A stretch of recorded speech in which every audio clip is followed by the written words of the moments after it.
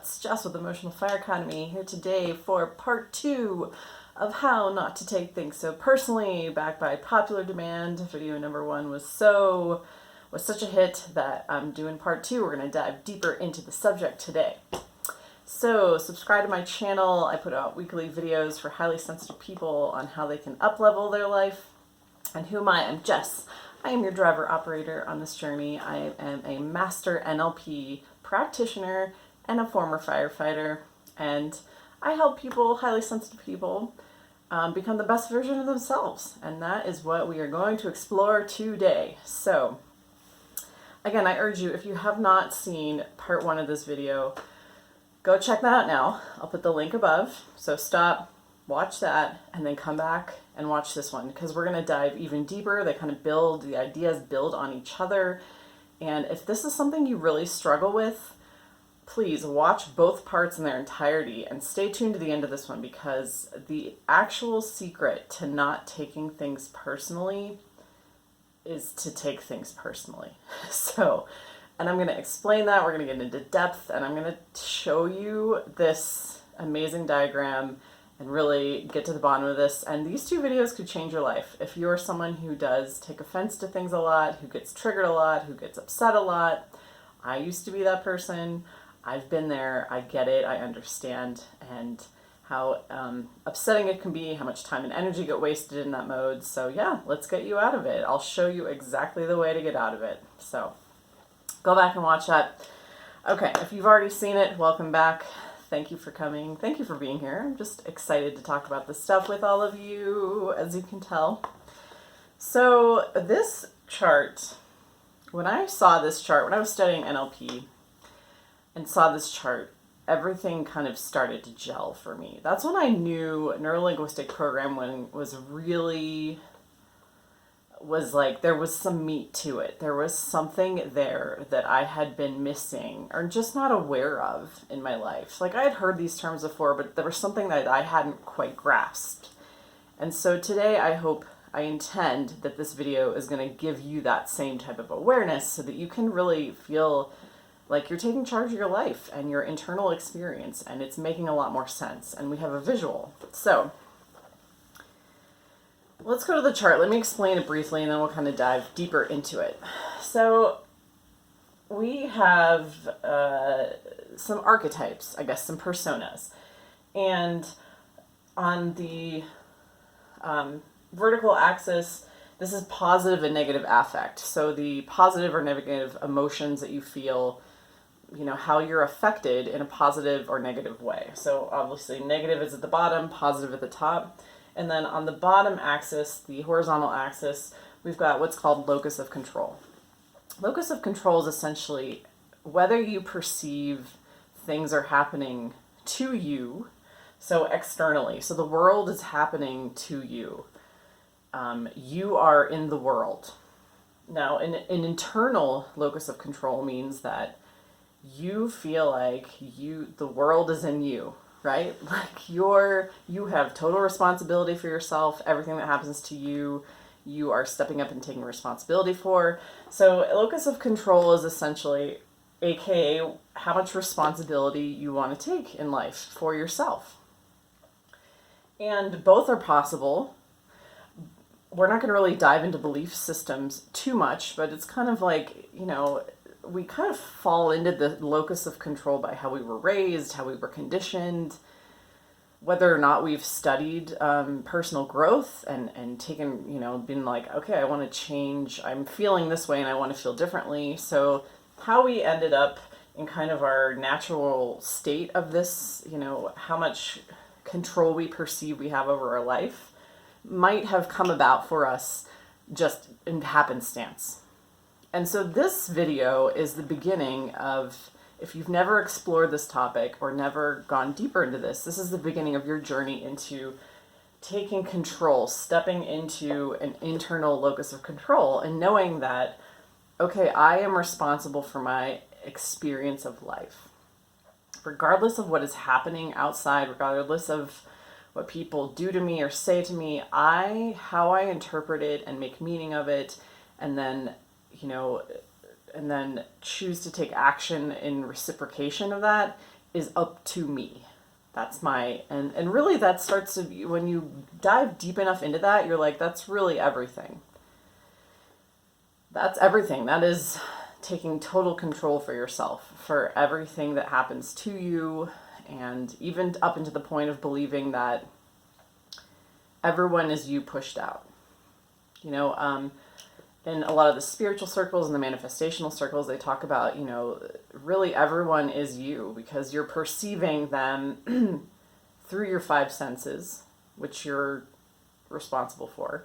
You're interpreting the data that you're receiving in your own brain, which you're responsible for. And so if you're letting those things run on autopilot, you're kind of giving away your control. You're letting your programming essentially run the show. And who put the programming there? Did you put the programming there, or did somebody else put it there? A parent, a teacher, coworkers, a boss, a partner.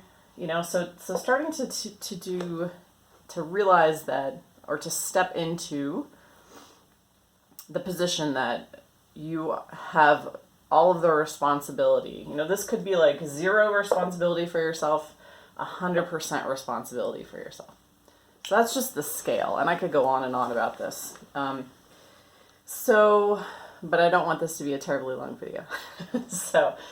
Normally we have a resting state, and then when something happens to us, we have a typical resting state where we like to hang out, and this is kind of our consciousness, you know, and these are the archetypes, the stories, the roles, the personas. You can have a different name for any of them that we will automatically go into. We will just like, our consciousness just is like, whoop, here I am. Whoop, oh, I feel like the bad guy. Whoop, I feel like the victim. And so wherever we habitually go can be our resting state. Like we can have a resting state down here in victim. When you feel super depressed all the time, when you're in actual true suicidal depression, you're way down here, you know, in the corner. When you are self-actualized and like amazing and you feel like on top of the world, you're like even off the chart. That's what I love about that. This kind of could go, it's kind of infinite, really, to how good you can feel and how much responsibility you can feel and to how powerful you can feel and amazing you can feel. So what are kind of some of the feelings then the emotions then, how do we know we're going into these archetypes, these personas, these stories about ourselves? So something happens to us, we go into victim mode. Victim mode is typically characterized by feeling sad, angry, depressed, hopeless, right? The world is happening to me. This is happening to me. It's this sensation of having lost something, or something is taking away from who you are. That is the characteristics of feeling like a victim, stepping into victim consciousness. How about, so then we go to, you know, and again, this is feelings like some things are outside of yourself and negatively being affected by them. So when we go up and we hit lucky, this is an interesting energy, right? What does feeling lucky feel like? Something really good happened to you, but it's outside of your control. So it was kind of a one-off. It's got this very temporary kind of burst feeling to it. You feel grateful, you feel excited, you feel like, wow, right place, right time, awesome. You know, it's just like, cool. And interesting, there are people who feel lucky all the time, and then their life reflects that. So if you could have a resting state up here and lucky all the time, I find for myself, you know, if I'm just in a neutral, you know, area, I'm somewhere in the middle. If I'm just kind of hanging out, you know, my normal content consciousness. So what does bad guy feel like? Bad guy is, you know, defensive, shameful, guilty, regretful. That's kind of the sensation of feeling like a bad guy, feeling like the perpetrator, feeling like I coulda, shoulda, woulda did something differently, but I didn't. And there's that like shameful feeling in that. Like I knew better, but I did it anyway. So that's an interesting persona too. I don't typically go to that area. That's not somewhere my consciousness ever hangs out. But again, you might find that you go to certain places, and it might not be, you know, exactly here. It might be somewhere between these two. And then hero and best self. This is my area of interest in life, is hero energy. You know, when people do amazing things and step even outside of their own identities and lift a car off someone or save someone else's life, and they just are inspired. They take inspired action and know exactly what to do, even if they're not trained. Usually these are everyday people who just step in there and do something incredibly amazing. So that is also where your best self resides. This is, the land of self-actualization. This could be, I've heard this called God state, where, anything is possible. And this is about being active, confident, empowered, motivated, just feeling on top of the world, happiness, fulfilled, all of the good stuff is here. And, you have you are all of these, like any of these personas. This is the entirety of you. You could really embody these at any time. So we're going to do a quick exercise just to prove to you that you have at one point embodied all of these places, and probably many of the ones in between. So I want you to close your eyes real quick. We're going to do a quick, just kind of recall exercise. So think of a time when, and we're going to go to different points on the map, on your consciousness map, if you will. All right, so think of a time when you won a contest or a prize unexpectedly. You felt so lucky. You felt like you were in the right place at the right time. So there's one instance, all right, of us being up in the lucky place. All right, close your eyes again. All right, so think of a time, recall something when you did something wrong and really regretted it and wished you could take it back. Or think of a time when, if you could go back and change the past in some way, something that really just is sitting in the back of your mind that you wish you could have changed this one thing or said or did something differently in that moment. That's the feeling of the bad guy. That's a feeling of regret, remorse, maybe shame, guilt. All right, so let's get out of that negativity and go to close your eyes again. All right, or keep them, if they're already closed, great. So let's think about a time when you really rocked something in life. You were just awesome at it. Maybe you had a natural talent for it. You just stepped into it and it was easy and effortless. And people are like, wow, you're really good at this. And you're like, yeah, I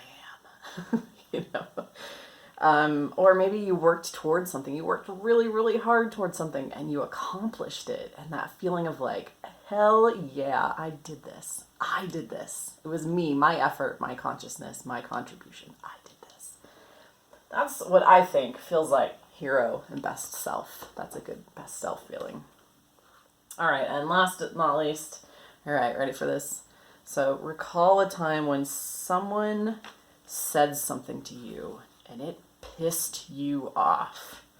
Oh my gosh, you wanted to lash out at them. You just saw red and you did something that just totally out of character for you. You punched them or you said something really cruel back to them, or maybe you just thought about doing that.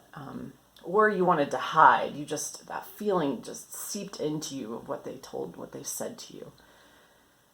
Oh, and it just was so icky, and you went into the bathroom and you cried, or you withdrew and you just stewed in that feeling, and you let all of the other things you believed about yourself come up.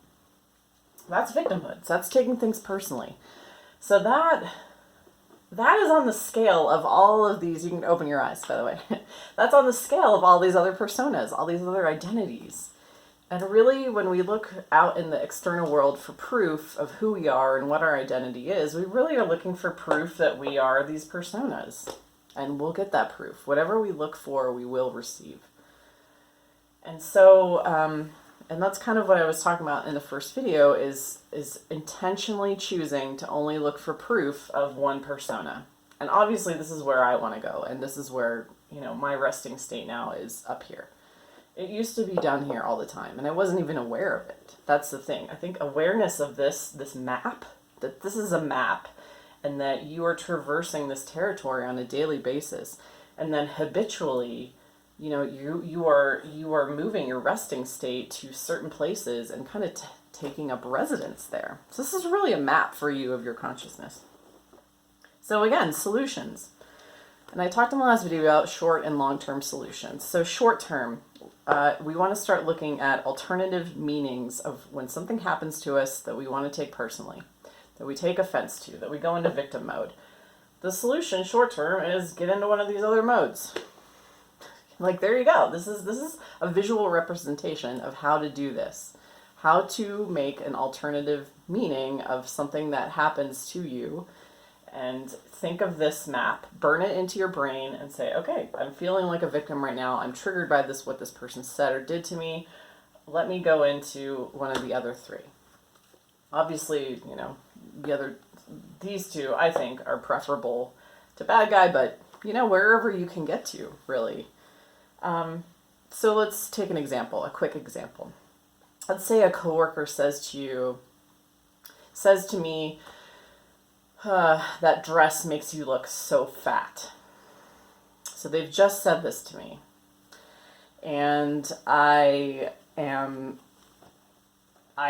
a choice, right? That I was in resting state, this event happened to me, and now I have a choice of which floor I want to go to. So if I go to victim, I'm going to feel like I might start to cry. I might believe what she says to me. I might feel like, oh my God, I am so fat, I'm so worthless. And then that triggers believing what she said is true, then triggers all of these other thoughts maybe I have about myself that are very personal and hurtful to me, that I also believe are true and that I don't want to think about. So instead of doing that, let's try on some different responses or meanings for size. Let's go to bad guy first. So bad guy, at least, there's a little bit more empowerment in it because you feel like, I coulda, shoulda, woulda done something different, but I didn't. So one way to interpret that dress makes you look fat. Okay, we could say, you could think in your head to yourself, yeah, I probably shouldn't have worn it, but everything else was dirty. Yeah, this isn't the best thing, and this isn't the most flattering thing in my closet. I know that. So that response is it's kind of like, yeah, brush off. Like, yeah, whatever. I know. I'm not a bad person because I wore this dress. It isn't exactly flattering. That's one way to interpret it.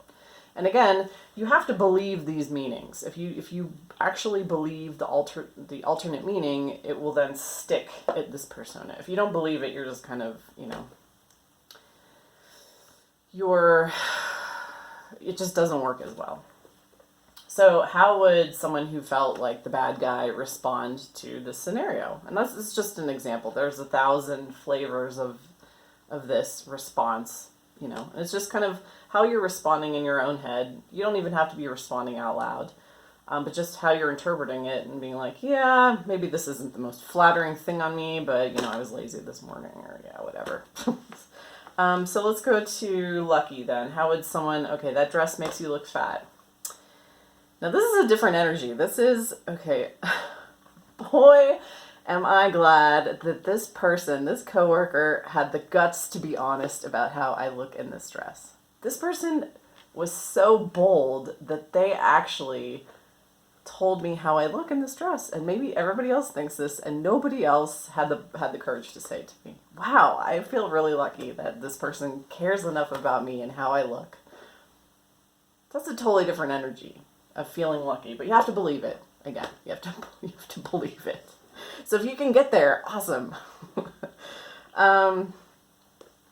Okay, so then let's go to the response for the hero or energy, or the best self energy. So this is also very different. So this person has just said that dress makes you look fat. Okay. You feel the emotion kind of starting to bubble up, and then you decide you're going to go up here to hero and best self. Okay, so I'm saying to myself in my own head, I feel that this opinion is really triggering me, and I'm willing to take ownership of this feeling. I feel that I have insecurity about my body, and I am really feeling triggered by this, And so, and this is where you decide, okay, acknowledging, yes, I do feel insecure about my body. If you don't feel insecure about your body, this is just going to be like, okay, thanks. You're just going to kind of ignore it and be like, what's up with that person? They're kind of having, or you might be like, are you having a bad day? Are you okay?